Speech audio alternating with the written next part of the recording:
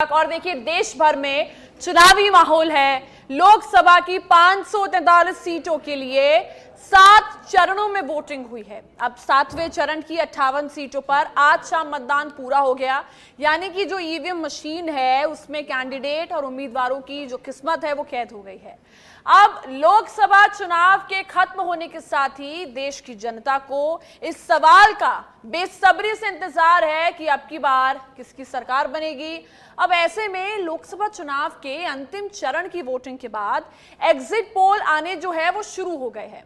राजस्थान में सभी 25 सीटों पर बीजेपी और इंडिया ब्लॉक के बीच सीधा मुकाबला देखा जा रहा है। और देखिए हो सकता है कुछ ऐसे चौंकाने वाले भी समीकरण सामने आ जाए। अब पिछले चुनाव की अगर बात करें तो 2014 और 2019 में 25 सीटों पर बीजेपी का कब्जा रहा है। और इस बार क्या बीजेपी राजस्थान में हैट्रिक लगा पाएगी या फिर कांग्रेस का खाता खुल सकता है? इस बार बड़ा सवाल। साथ ही अगले 5 साल के लिए देश में किसकी सरकार बनेगी और इस लोकसभा चुनाव में कौन बनेगा चैंपियन?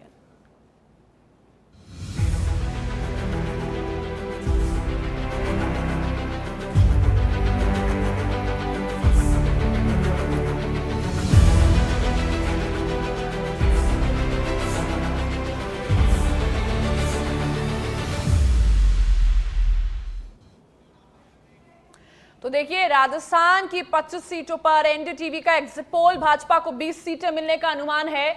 वहीं इंडिया गठबंधन को 4, अन्य को मिल सकती है 1 सीट। अब देखिए क्योंकि एग्जिट पोल यानी कि अनुमान और प्रिडिक्शन का जो दौर है वो शुरू हुआ है।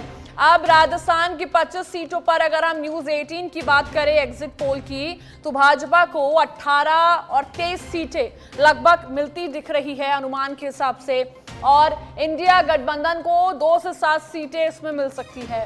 साथ ही अगर आर भारत और मैट्रिक्स की बात करें तो 25 सीटों पर जो एग्जिट पोल दिखाई दे रहा है अनुमानित तरीके से 22 सीटें यहां पर भारतीय जनता पार्टी को मिल सकती है। वहीं इंडिया गठबंधन को मिल सकती है 3 सीटें। अब देखिए इंडिया टीवी का एग्जिट पोल की अगर हम बात करें तो राजस्थान में बीजेपी को 21 और 24 सीटों के बीच जो है यहाँ पर ये आंकड़ा देखने को मिल सकता है।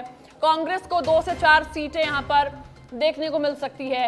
एबीपी वोटर्स के एग्जिट पोल की अगर बात करें तो राजस्थान में बीजेपी को 21 में से 21-23 सीटें के आसपास यहाँ पर मिल सकती है और कांग्रेस को 2 से 4 सीटें। अब क्योंकि देखिए लगातार एग्जिट पोल अनुमान ही मान सकते हैं हम, और क्योंकि जो फाइनल परिणाम है, फाइनल रिजल्ट है वो 4 को आएगा। हमारे साथ मेरे कुछ मेहमान यहाँ मौजूद है, मेरे सहयोगी है लाल सिंह फौजदार हमारे साथ मौजूद है, सुनील यादव हमारे साथ मौजूद है। और क्योंकि लगातार जो है एग्जिट पोल जो है हम यहाँ पर प्रिडिक्शन ही कर सकते हैं लाल सिंह, क्योंकि लगातार देखिए 4 का ही वो दिन है जब चुनाव का जो पूरा रिजल्ट आएगा। प्रिडिक्शन हम अभी कर रहे हैं, लेकिन आपके हिसाब से क्या आप मानते हैं कि जिस हिसाब से अगर हम सिर्फ राजस्थान की बात करें 25 सीटें जो बीजेपी दावा करती है कि हम हैट्रिक लगाएंगे, हम चुनाव जीत जाएंगे, लेकिन अब जो एग्जिट पोल में हम देख पा रहे हैं यहाँ पर ये माना देखा जा रहा है कि कांग्रेस का यहाँ खाता खुलता देखा जा रहा है। देखिए सोनल, पहले तो एग्जिट पोल को हमें समझना होगा। 2014 और 2019 के एग्जिट पोल आप निकाल कर देखिए, किसी भी एग्जिट पोल ने राजस्थान में 25 की 25 सीटें बीजेपी को नहीं दी हैं। आप चाहे 2014 का निकाल लो, चाहे 2019 का निकाल लो। 2019 के एग्जिट पोल आप निकालिए, देखिए उसमें यही कमोबेश यही आंकड़े दिखाए गए थे। 5-6 सीटों का नुकसान बताया गया था और 20+ भी, कभी कोई किसी ने 20+ बताया, किसी ने 15 बताया, इस तरह का। लेकिन कभी भी एग्जिट पोल ने राजस्थान की 25 की 25 सीटें भाजपा को नहीं दी। लेकिन 2014 और 2019 का परिणाम क्या रहा? दोनों बार बीजेपी 2019 की एक नागौर की सीट को छोड़ दे क्योंकि गठबंधन के साथ थी, बाकी 2014 और 2019 में बीजेपी ने हैट्रिक लगाई। अब चूंकि कमोबेश एग्जिट वही बता रहे हैं, लेकिन इस बार कुछ सीटों पर टक्कर है, ये बीजेपी खुद मानती है, और जैसा कि एग्जिट पोल बता रहे हैं उसमें पता लगता है। लेकिन एक कोई शायद एनडीटीवी का भी मैं चर्चा कर रहा था जब हम बैठे थे कि उसने 1 सीट किसी अन्य को दी है, अन्य के खाते में जा सकती है, यानी निर्दलीय को जा सकती है। तो ऐसे में 2 सीट हैं जहां पर ये चर्चा हो सकती है। एक तो आपके बाड़मेर वाली सीट हो सकती है, उस पर उनका क्योंकि वहाँ हो सकता त्रिकोणीय है, मुकाबला लाल सिंह मतलब यहाँ देखने को क्योंकि यहाँ बड़ा टफ मुकाबला, और इस पर तमाम जो सियासी पंडित जी। हैं अभी भी दावे के साथ नहीं करेगी कांग्रेस जीतेगी, बीजेपी जीतेगी या निर्दलीय खाता खोलेगा। ठीक है, एक ये सीट है, एक अपनी जो सीट है आदिवासी सीट है उसकी हम बात कर लें, मालवे वाली सीट है, वहाँ कह सकते हैं राजकुमार राउत अच्छी टक्कर उनको दे रहे हैं। तो इन 2 सीटों में से एक सीट का परिणाम चौंकाने वाला हो सकता है, एक बात। हालांकि मुझे संभावना अगर है तो बाड़मेर की तरफ ज़्यादा संभावना नजर आ रही है, लेकिन बाकी अगर हम सीटों की बात करें, तमाम एग्जिट पोल जो दिखा रहे हैं सोनल, वो एक बात तो है कि अधिकतर जो है वो 20 के आसपास बीजेपी को दे रहे हैं। अगर हम सभी एग्जिट पोल हैं उनका हम एनालिसिस करें, उनका जोड़ करें, तो लगभग सभी ये मानते हैं कि 20 के आसपास सीटें बीजेपी को मिलेंगी, यानी कि 3 से 4 सीटों का नुकसान बीजेपी को हो सकता है। बहुत ज़्यादा अगर मान लो चौंकाने वाले परिणाम होता है, या कुछ सीटें जो बहुत ही माइनर अंतर से हार जीत होगी, जिसमें दौसा को भी गिन रहे हैं, टोंक सवाई माधोपुर गिन रहे हैं, भरतपुर को भी गिन रहे हैं, सीकर चूरू झुंझुनू को भी गिन रहे हैं, बाड़मेर को भी हम गिन रहे हैं, इसके साथ ये जो सीटें हैं यहाँ बहुत माइनर हार जीत जहाँ हो सकती है, तो वहाँ बहुत ज़्यादा अगर नुकसान हुआ, मेरा ऐसा मानना, और लगभग एग्जिट पोल भी उसी के आसपास जा रहा है, तो 4 से 5 सीटों का नुकसान बीजेपी को उठाना पड़ सकता है। लेकिन आप दोनों इस चुनाव को समझो, लगातार हम चुनाव के कवरेज के दौरान कह रहे थे, आप देखिए क्या इतिहास क्या बनने जा रहा है, हिंदुस्तान की राजनीति में क्या इतिहास बनने जा रहा है, ऐसा आज तक नहीं हुआ। आप 1952 से लेकर अब तक के चुनाव उठाओगे, सरकारें रिपीट हुई हैं, लंबे समय तक कांग्रेस की सरकार रिपीट हुई है, कांग्रेस के गठबंधन की सरकार रिपीट हुई है, लेकिन जैसे 2014 में 282, 2019 में 303, और जैसा कि एग्जिट पोल बता रहे हैं 2024 में भाजपा और इस अंतर को पार करेगी, ऐसा 1952 से लेकर अब तक कोई पार्टी ऐसा नहीं। बिल्कुल लाल सिंह, क्योंकि हम एग्जिट पोल की बात करें ना और देश भर की बात करें, तो तमाम एग्जिट पोल से ये सामने आया है कि एनडीए 350 के आसपास जो है इस आंकड़े को छू रही है। वहीं इंडिया की बात करें तो 125 और 161 के बीच का ये आंकड़ा जो है ये माना जा रहा है। और क्योंकि बीजेपी दावा करती है 400 पार करेंगे इस बार, आप मानते हैं कि सच में 400 पार होगा? क्योंकि दक्षिण की अगर हम बात करें, वहां बीजेपी की सीटें कम जो है एग्जिट पोल में देखी जा रही है, क्या सोचते हैं आप? देखिए सोनल, इसको थोड़ा समझो, रणनीति है ये। आज हम बैठ के सच बेधड़क के स्टूडियो में चर्चा क्यों कर रहे हैं 400 पार की? आप देखिए उस गूगली में पूरा विपक्ष फंस गया। 400 पार कब आती हैं सीटें? 400 पार कब आई आज तक? 1984 में, 1984 में, जब एक सहानुभूति की प्रचंड लहर कांग्रेस के पक्ष में थी, तब 414 का आंकड़ा कांग्रेस ने छिया था पूरी। आज तक कभी 400 पार कोई पार्टी नहीं कर पाई। तो 400 पार, लेकिन संसद में पीएम मोदी 400 पार का नारा देते हैं, एक गुगली छोड़ते हैं। इसके बाद वो तमाम अपनी सभाओं में 400 पार का नारा देते हैं। जहां हुए बलिदान मुखर्जी, वो कश्मीर हमारा है, उनको श्रद्धांजलि देनी है, और 370 बीजेपी और 400 पार एनडीए। आप देखिए इस पूरी गुगली में विपक्ष फंस गया, और केवल क्या टारगेट हो गया विपक्ष का कि 400 पार से बीजेपी को रोकना है। अरे भाई, सरकार बनाने के लिए तो 272 सीट चाहिए, चाहे वो बीजेपी लाए चाहे वो कांग्रेस लाए, लेकिन इस दृष्टि से हटाकर पूरा फोकस उन्होंने, और कहीं ना कहीं इस रणनीति में बीजेपी सफल होती नजर आई। आप देखो पहले फेज के चुनाव के बाद ये चुनाव हुआ है, पहले फेज के इस चुनाव में यार मतदान प्रतिशत कम नहीं रहता सोनल। तो मैं आज आपको फिर कह रहा हूं, ये चुनाव जो आज इस तरह का एक कहीं ना कहीं कुछ सीटों पर मुकाबला, ये जो लगभग कितनी सीटें आप बता रहे हैं एनडी गठबंधन को? 350 नहीं, मैं उसकी बात कर रहा हूँ एनडी गठबंधन को जी, 125 में 125, 130, 140 जो भी है। आप देखिए एक तरफा पूरा चुनाव जा रहा था, लेकिन जैसे वोट ऑफ परसेंटेज पहले फेज में कम होता है, तो दोनों तरफ कांग्रेस को एक उत्साह बनता है कि ये वोट जो कम निकल रहा है वो कहीं ना कहीं हमारे पक्ष में जा रहा है। लेकिन बीजेपी भी उससे सतर्क हो गई, और उन्होंने आज देखो अगले चरणों में उन्होंने अपने वोटर को बाहर निकाला। तो आप देखिए चुनाव कोई था ही नहीं, जो माहौल देश में बनाया पार्टी ने, और इस गुगली में जिस तरह विपक्ष फंसता चला गया कि 400 पार 400 पार, उन्होंने केवल अपना क्या टारगेट किया कि 400 से रोकना है। 400 से रोकने से आप सरकार से अलग थोड़ी जा सकते हैं। बीजेपी की स्ट्रैटेजी है 400 पार, क्योंकि हमने पीएम मोदी के इंटरव्यू में भी सुना, उन्होंने कहा कि विपक्ष तो 400 पार में फंस गया। एक बार आपको लाल जी मैं आपके पास लौटूंगी, और सुनील भी तुम्हारे पास, लेकिन आपको हम ये बता दें कि पहले सीएम भजनलाल शर्मा ने क्या कुछ कहा है, पहले आप वो सुन लीजिए। बिल्कुल बिल्कुल, हम जो आपसे शुरू में कह रहे हैं, जिस तरह से हमने कहा है आपको कि पूरे देश के अंदर मोदी जी का विश्वास है, और मोदी जी का विश्वास जनता के अंदर इतना है कि लोगों को 2014 के बाद जिस तरह से गरीब कल्याण के कार्य हों, विकास के कार्य हों, सीमाओं की सुरक्षा हो, आतंकवाद और उग्रवाद से मुक्ति हो, या दुनिया में बढ़ता हुआ गौरव हो, ये देश की जनता को दिख रहा है। और देश की जनता इस बात को जानती है कि मोदी जी जो कहते हैं वो करते हैं, और करते हैं वो कहते हैं, ये विश्वास है। और इस विश्वास पर मैं कह सकता हूं कि जो हमने नारा दिया 4 जून 400 पार, क्योंकि आंकड़े हमेशा जो आपने देखे हैं बताते हैं, ये हमेशा ऐसे ही कहते हैं, लेकिन जब सीटें आती हैं तो आपने देखा होगा हम कहते हैं उससे ज्यादा आती है। मुझे विश्वास है 4 जून को बहुत बड़े बहुमत के साथ भारतीय जनता पार्टी आ रही है, और माननीय हमारे नरेंद्र मोदी जी तीसरी बार देश के प्रधानमंत्री के रूप में शपथ लेंगे। राजस्थान में मैंने आपको बताया, पहले भी बताया और आज भी बता रहा हूं कि 25 की 25 सीट हम जीतेंगे। और आप पुराना एग्जिट पोल भी देख लीजिए, वो भी यही कहते थे, आज भी यही है। हमें विश्वास है, क्योंकि जिस तरह से राजस्थान की जनता ने भारतीय जनता के पार्टी के काम पर, मोदी जी पर जिस तरह से विश्वास किया है, हमें पता है 25 की 25 सीट भारतीय जनता पार्टी की आएगी। तो देखिए, आपने साफ तौर पे सुना कि भजनलाल शर्मा ने साफ तौर पे कहा कि इस बार बीजेपी जो है हैट्रिक लगाकर रहेगी और 25 की 25 सीटें जीतेंगी। वापस डिबेट पर चलते हैं सुनील, क्योंकि देखिए लाल सिंह फौजदार ये कह रहे हैं कि ये बीजेपी की रणनीति थी कि 400 पार का टारगेट देना, ताकि विपक्ष जो है भटक जाए। और फिर कहीं ना कहीं जो है, क्योंकि हमने पीएम मोदी के इंटरव्यू में भी सुना था कि किस तरह उन्होंने कहा कि 400 पार तो एक रणनीति के रूप में रखा गया था।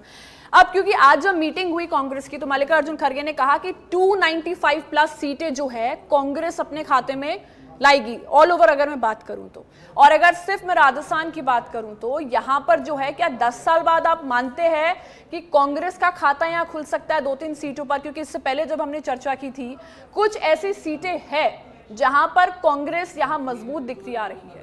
बिल्कुल सोनल, सबसे पहले जो अपने वरिष्ठ सहयोगी लाल सिंह जी बता रहे थे कि एक इतिहास का भी जिक्र कर रहे थे कि 1952 के बाद में पहली बार ऐसा हो रहा है कि पार्टियां, कई सारी जो कांग्रेस की भी सरकार बनी लंबे समय तक रही है, जो लगातार 2014 में 300 से नीचे एनडीए रही थी, 2019 में 303 पहुंची थी, और सारे तमाम जो एग्जिट पोल हैं वो करीब करीब 350 के आसपास एनडीए गठबंधन यानी एनडीए की सीट है वो यहाँ पर दिखा रही है। तो कहा जा सकता है कि जो 400 पार का जो नारा, ये बीजेपी की एक रणनीति थी। उस रणनीति का हिस्सा ये था कि किस तरह से जो विपक्ष है उसको, जो मुद्दे हैं उनसे भटकाया जाए, क्योंकि कई बार जो कॉन्फिडेंस में कोई चीज बोली जाती है तो जो विपक्ष है सिर्फ उसके पीछे पड़ा रहा, अपनी जो रणनीतियां हैं वो बनाने में काफी पीछे छूट गए, क्योंकि आक्रामक जो रुख है विपक्ष का वो कहीं नहीं देखने को मिला। और जिन जो विपक्ष यानी कांग्रेस जो गठबंधन है, इंडिया अलायंस है, उसमें हमने देखा कि किस तरह से जो बेशक कई सारी पार्टियां एक साथ गठबंधन का हिस्सा थी, लेकिन एक साथ एक मोर्चे पर चुनाव लड़ना सबके लिए मुश्किल था। ज्यादातर जगह देखा गया कांग्रेस के नेता अपने लिए प्रचार कर रहे थे, उनके सहयोगी जो दल थे वो अपने लिए प्रचार कर रहे थे। तो कहा जा सकता है कि जो 400 पार का जो नारा दिया गया था उसमें कहीं ना कहीं जो विपक्ष उलझा, और जो पार्टियां गठबंधन में शामिल थी वो अपने अपने लिए कैंपेनिंग की, और कहीं ना कहीं जो 400 पार के नारे की बात थी उसको लेकर जो डर था मन में वो ये रहा कि बीजेपी वोटर्स तक अच्छे से पहुंच गई। दूसरी बात, जब राजस्थान में 25 सीटों की बात करते हैं तो 2014 और 19 में जो क्लीन स्वीप हुआ था बीजेपी, और 2019 में गठबंधन के साथ एक सीट आई थी, लेकिन बीजेपी 25 सीट निकाल ले गई थी। इस बार हालांकि वो आंकड़ा थोड़ा मुश्किल लग रहा है बीजेपी के लिए, क्योंकि तमाम एग्जिट पोल हालांकि सही नहीं होते हैं हर बार, लेकिन इस बार जो जमीनी जो फीडबैक मिले थे लगातार, जो हम भी लगातार ग्राउंड में थे, तो कहा जा सकता है कि जो 25 सीट है वो बीजेपी के लिए काफी मुश्किल लग रही है। यानी राजस्थान में बीजेपी को साफ तौर पर नुकसान झेलना पड़ रहा है, जो तमाम एग्जिट पोल भी कह रहे हैं, और बीजेपी के भी जो नेता है वो इस चीज को मान रहे हैं कि जिस मजबूत स्थिति में 2014 और 19 में पार्टी थी हाँ। उसमें 2024 में ऐसा नहीं देखा गया। और जो सीट है वो भी सामने आई, जिसकी बड़ी वजह ये भी देखी गई कि कुछ जो नेता हैं वो उनका जब टिकट काटा गया तो उनके साथ उनकी नाराजगी देखने को मिली। कांग्रेस ने बीजेपी के ऐसे जो वरिष्ठ नेता थे उनको अपने साथ लिया, जो चूरू जैसे एग्जाम्पल भी हमारे सामने है। और कई जगह कांग्रेस ने जो अपनी इंटरनल जो लड़ाई है, जो अंतरकलह है, उसको बाहर नहीं आने दिया। और जो ऐसी सीट थी कि हाँ यहाँ पर जीता जा सकता है, जैसे दौसा की हम बात करते हैं, तो यहाँ पर जो समाज है यानी जो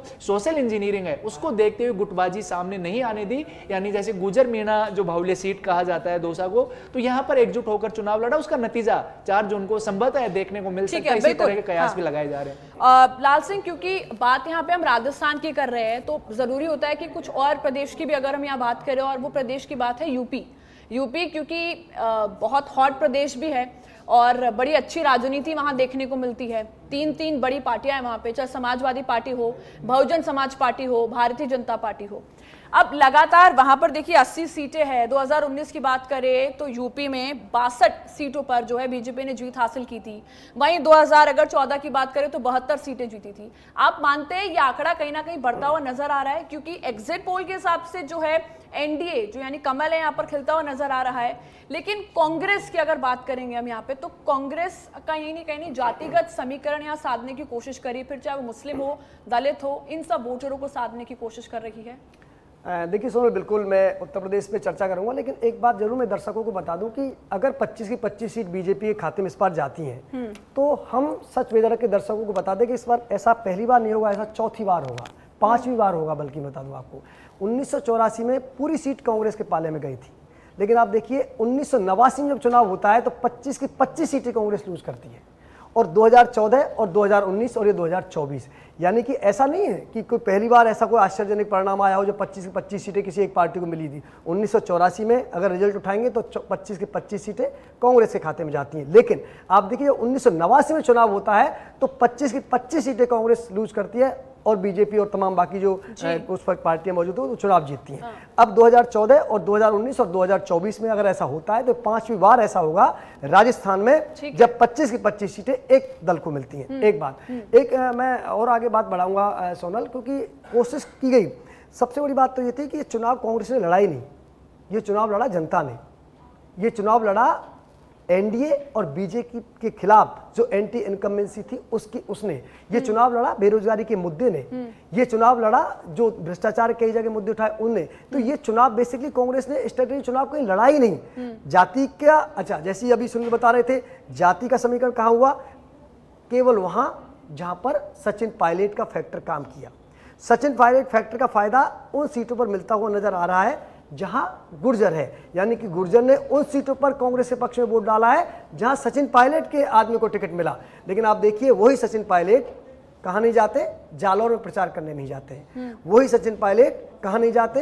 अजमेर बहुत तगड़ा प्रचार नहीं करते हैं। वो केवल उन सीटों पर फोकस करते हैं जहां पर उनका व्यक्ति चुनाव लड़ रहा होता है। आप देखिए ऐसे हालात बनने के बावजूद भी चुनाव बहुत आसान बीजेपी के लिए नहीं था, बिल्कुल नहीं था, क्योंकि यहाँ लड़ाई कैंडिडेट की हुई, जातीय समीकरण उलझाया। लेकिन इसके बावजूद भी इन अनुकूल परिस्थितियों का कांग्रेस फायदा उठा सकती थी। लेकिन मैं दावे के साथ कह सकता हूं कि इन चुनावों में भी कांग्रेस की गुटबाजी खत्म नहीं हुई। गहलोत और पायलट गुटबाजी खत्म नहीं हुई। हर जगह गुटबाजी हमें दिख रही है। और क्योंकि मेरा सवाल आपसे यूपी को लेकर ही था, तो मैं चाहती हूँ आप उसके लिए जवाब दें कि आखिर यूपी की अगर हम बात कर रहे हैं, वहां पर साफ तौर पर दिख रहा है कि जो एनडीए है 2019 और 2014 की अगर बात करें तो उससे ज्यादा यहाँ पर इस बार आंकड़ा देखने को मिल सकता है, चाहे वो 72-62 में से कोई भी हो।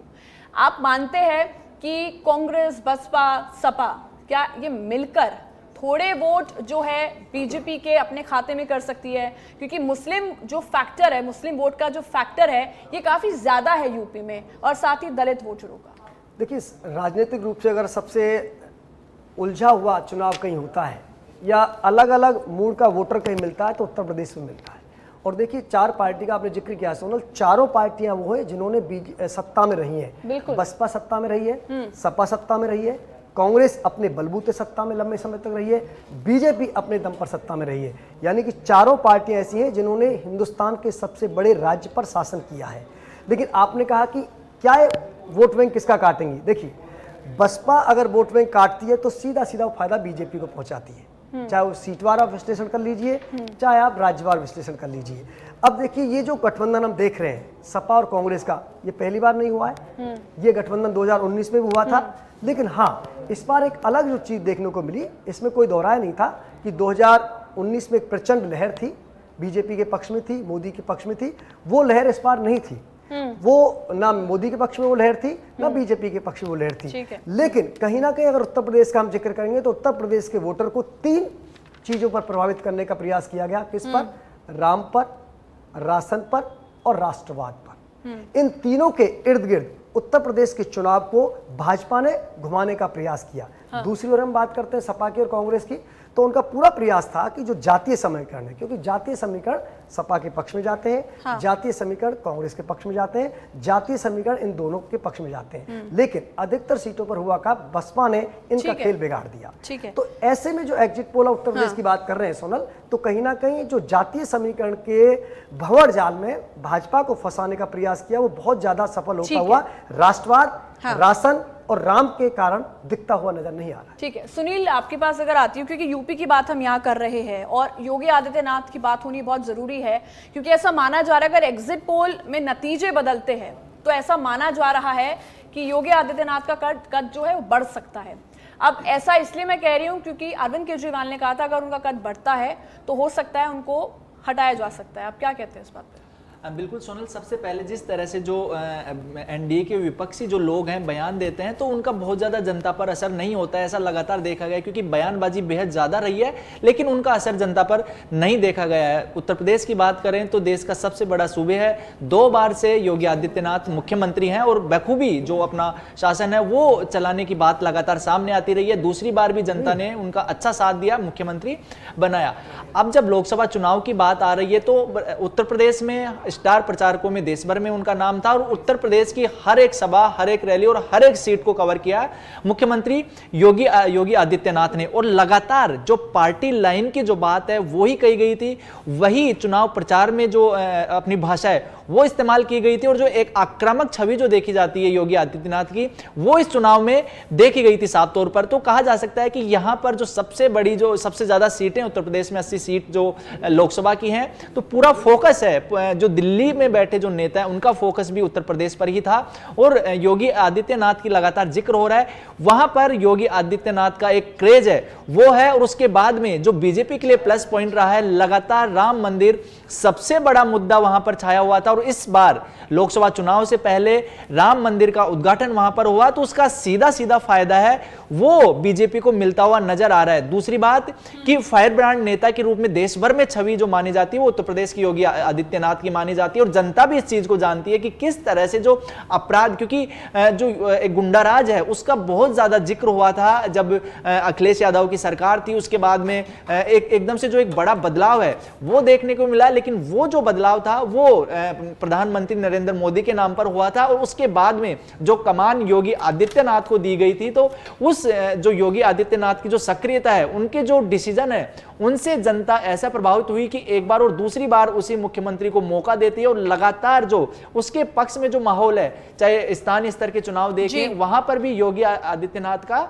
जो एक क्रेज है वो देखने को मिला है। जिस तरह से अरविंद केजरीवाल के साथ साथ अन्य जो इंडिया गठबंधन के जो दल हैं उनके नेता भी लगातार योगी आदित्यनाथ के खिलाफ जो बयानबाजी है उसमें मुद्दों की बयानबाजी कम थी, जबकि ये थी कि ये पार्टी की सेकंड लाइन है, जो अमित शाह को किनारे कर देंगे, अमित शाह उनसे नाराज है। लेकिन चुनाव में इन मुद्दों पर जनता ने बिल्कुल भी ध्यान नहीं दिया। वहां पर मुद्दा जो था सबसे बड़ा राम मंदिर था और जब पहले चरणों में मतदान प्रतिशत कम हुआ तो धीरे धीरे जब तीसरा चौथा चरण आया तो हमने देखा बेशक किसी भी दल ने, लेकिन जो हिंदू मुस्लिम वाला जो माहौल है वो बनता हुआ दिखाई दिया था और जिस मुस्लिम वोटर्स की आप बात कर रहे हैं उससे ज्यादा वहां पर जो हिंदू वोटर्स हैं उनकी एक बड़ी तादाद है और जो एनडीए है वो अपना कोर वोटर जानती है कि कौन उनके साथ आ सकता है। तो उसी तरह की बयानबाजी वहां पर देखने को मिली और जो सहयोगी लाल सिंह फौजदार बता रहे थे कि किस तरह से जो राशन और राष्ट्रवाद का मुद्दा वहां पर छाया रहा, वो बिल्कुल सही है, क्योंकि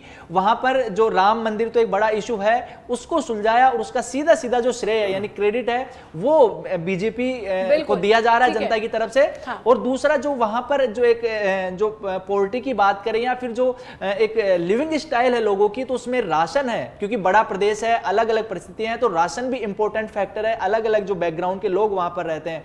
और जो राष्ट्रवाद है, वो राष्ट्रवाद का मुद्दा दिल्ली के सटे हुए जो उत्तर प्रदेश है उसमें सबसे ज्यादा हावी रहा है। और बिल्कुल साफ तौर पर ही देखा गया कि राम मंदिर जो एक बहुत बड़ा मुद्दा रहा, जिसको सुलझाया बीजेपी ने, और शायद ये एक बहुत बड़ी उपलब्धि है बीजेपी के लिए, और इसीलिए ये भी माना जा रहा है कि जो जनता का वोट है वो कहीं ना कहीं इसलिए बीजेपी के खाते में जाता दिख रहा है। लाल सिंह, क्योंकि दक्षिण की बात हम यहाँ पे कर लेते हैं, दक्षिण एक ऐसी जगह रही है जो बीजेपी के लिए थोड़ा एक वीक पॉइंट रहा है। अब आप मानते हैं कि इस बार अगर हमने एग्जिट पोल में देखा, और मैं बात कर्नाटका या तेलंगाना की करूं, तो यहां पर जो है सीटों में थोड़ा इजाफा होता हुआ दिख रहा है। कर्नाटका की बात करूं तो 20 से 22 सीटें यहां पर बीजेपी के खाते में जाते हुए अनुमानित तरीके से प्रेडिक्शन के तौर पर यहां दिख रही है। वहीं तेलंगाना में 7 से 9 सीटें, और कांग्रेस भी जो है सेम उस पर दिख रही है पैमाने पर। आप मानते हैं कि दक्षिण को स्ट्रॉन्ग करना बीजेपी के लिए जो है एक 400 पार का जो टारगेट दिया गया था वो अचीवेबल साबित हो सकता है? देखिए सोनल, बिल्कुल अगर आपको 400 पार के नारे को सक्सेस करना है, या मेरे को 370 भी अगर बीजेपी को अपने बलबूते लाना है, तो आपको दक्षिण के किले को फतेह करना ही पड़ेगा।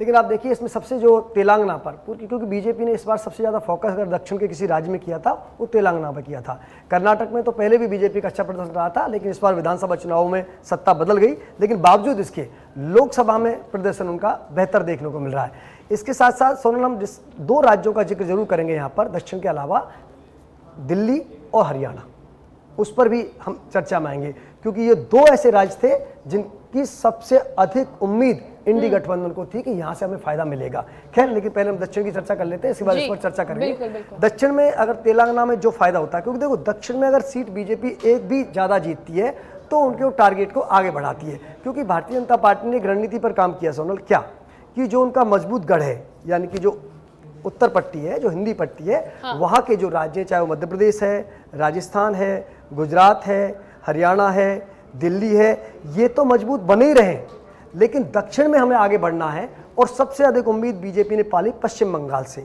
पश्चिम बंगाल में जिस तरह लगातार हालात बिगड़ते गए, कानून व्यवस्था बिगड़ती गई, वहाँ हिंदू मुस्लिम हुआ और उसका फायदा बीजेपी ने उठाया। तो सबसे अधिक अगर सीटों का इजाफा कहीं पार्टी को उम्मीद थी तो पश्चिम बंगाल से थी, लिहाजा पश्चिम बंगाल पर सबसे अधिक फोकस किया गया। इसके बाद दक्षिण पर फोकस किया गया, क्योंकि पार्टी अच्छी तरह जानती थी कि दक्षिण में हम जितना भी फायदा लेंगे वो हमें प्लस करेगा। और ये मान लीजिए कि 10 साल की एंटी इनकम्बेंसी के चलते, मान लो इन राज्यों में जो मैं गिना रहा हूँ सोनल, चाहे वो राजस्थान है, गुजरात है, मध्य प्रदेश है, छत्तीसगढ़ है, दिल्ली है, हरियाणा है, इन राज्यों में अगर नुकसान होता भी है तो उसकी भरपाई हम दक्षिण में जो अच्छा प्रदर्शन है वहाँ कर सकते हैं। तो मैं कई एग्जिट पोल देख रहा था, तेलंगाना में इस बार बीजेपी को अच्छी बढ़त मिलने वाली है, ये एक उनके लिए फायदा रहेगा।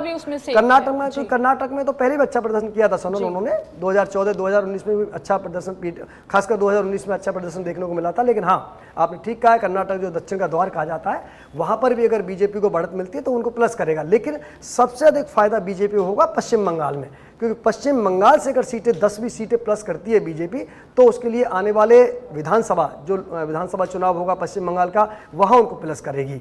लेकिन अगर दक्षिण में, जैसे कि एग्जिट पोल बता रहे हैं, ये फायदा बीजेपी को मिलता है, तो एक बड़ा फायदा ये भी होगा सोनल इससे, क्योंकि अक्सर ये कहा जाता है कि बीजेपी भले ही अपने उत्तर पट्टी और इन तमाम राज्यों के बलबूते एक प्रचंड बहुमत के साथ सत्ता में आए, लेकिन दक्षिण में जो उसका ग्राफ है, और कई राज्यों में तो जहां वो शून्य है, कई राज्यों में नहीं है, बहुत कम सीटें हैं, तो वो निश्चित रूप से एक ऐसी पार्टी के लिए जो राष्ट्रीय पार्टी है और लगातार 2 बार सत्ता में है, वो उनके लिए भी चिंतन का विषय है। ऐसे में दक्षिणी भारत में अगर भारतीय जनता पार्टी आगे बढ़ती है, हर राज्य में उसका अपना खाता खुलता है, तेलंगाना में सीटें बढ़ती हैं, कर्नाटक में सीटें बढ़ती हैं, तो ये पार्टी का वो आधार है कि हम राष्ट्रव्यापी पार्टी हैं। और कहीं ना कहीं बीजेपी ये विपक्षी पार्टी जो हमला बोलती है कि बीजेपी भले इन राज्यों के बलबूते प्रचंड बहुमत में सत्ता में आती हो, लेकिन आज भी वो अछूत है दक्षिण के राज्यों में, तो वो शायद अब नहीं रहेगा। दक्षिण में अगर ये जो एग्जिट बता रहे हैं, एग्जिट के जो आंकड़े हैं सोनल, है। अगर ये होता है हाँ। तो बीजेपी के लिए एक बड़ी आने वाले कल में एक अच्छा फायदा उनको पहुंचाएगा कि बिल्कुल बिल्कुल। दक्षिण में भी अब कमल खिल रहा है। सुनील, क्योंकि देखिए बात हम यहाँ पर दक्षिण की कर रहे थे, अब छत्तीसगढ़ की अगर हम बात करें तो 11 सीटें यहाँ पर पूरी तरह से बीजेपी के खाते में जाते हुए दिख रही है। कहीं ना कहीं जब देखा गया पिछले एग्जिट पोल में तो उसमें देखा गया कि कांग्रेस 1 से 2 सीटों पर ही अटकी रही है। क्या कारण यहाँ पर आप मानते हैं कि कांग्रेस जो है 2 सीटों से एक्स्ट्रा यहाँ पे ला ही नहीं पा रही है?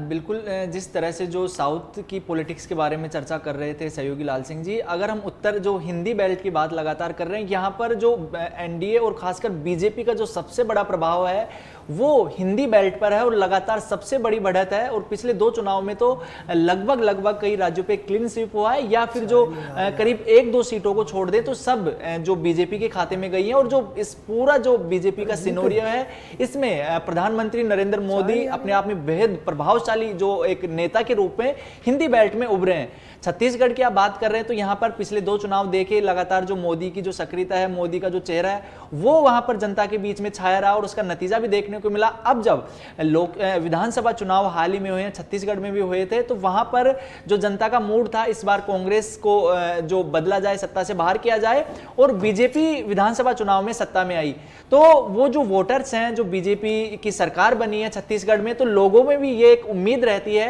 कि जो सरकार राज्य में है वही सरकार अगर केंद्र में रहती है, ऐसा ज्यादातर वोटर्स का मानना होता है कि अगर राज्य में जो सरकार है और वही सरकार केंद्र में रहती है, तो जो डबल इंजन की बात लगातार कही जाती है, बिल्कुल ये सही बात है। बहुत सारे जो काम अटके रहते हैं सरकारों के आपसी विरोध में, वो अगर एक पार्टी की सरकार रहती है तो इस तरह के काम नहीं जो उलझते हैं। जनहित के जो काम है, जो योजनाएं हैं, वो जो जनता के मुद्दे हैं, उनको सुना जाता है, और जब स्थानीय नेता कोई बात कहता है तो उसको शीर्ष नेतृत्व उसको मानता है और उस जो कार्य है, जो योजना है, उसको अमल में भी लाया जाता है। इसी तरह से जो छत्तीसगढ़ में हमें देखने को मिला है, अब छत्तीसगढ़ का जो 11 सीटों की बात लगातार कही जा रही है, हालांकि जो एग्जिट पोल्स में 1-2 सीट की बात आ रही है, तो हो सकता है कांग्रेस का और जो भूपेश बघेल है उसका कुछ जो प्रभाव है यहां पर देखा जा सकता है। लेकिन बड़ी बात यह है कि जो हिंदी बेल्ट वाले तमाम राज्य हैं, और उसमें खासकर राजस्थान को छोड़ दें तो बाकी राज्यों में अभी भी नरेंद्र मोदी का जो एक प्रभाव है वो देखा जा रहा है। और इस बार जो उन राज्यों में